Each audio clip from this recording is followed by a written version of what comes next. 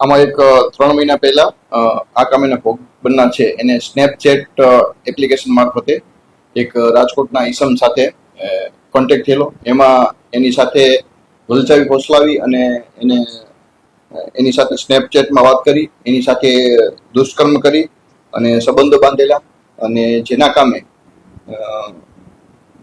મોરબી એ division પોલીસનો ગુનો દાખલ કરેલ છે અને ડીવાયએસપી દરવાડી સભાની તપાસ કરી રહ્યા છે. જે કામે આરોપી સોહેલ ખાન ફિરોઝ ખાન પઠાણ એની ધરપકડ કરેલ છે અને આગળની તપાસ SC/ST ના ડીવાયએસપી દરવાડી સાહેબ ચલાવી રહ્યા છે. આ લોકો 3 મહિનાથી સ્નેપચેટ જે એપ છે એના માટે સંપર્ક થયેલો, અને પછી જ્યારે એ આયુષ પાસે હતા ત્યારે એની પાસે એને ગાડીમાં બેસાડી અને લઈ જઈ અને પછી એની સાથે જુદી જગ્યાએ દુષ્કર્મ કરેલ છે. એ બાબતે ભોગ બનનારે ફરિયાદ આપેલ છે અને એનો ગુનો દાખલ કર્યો.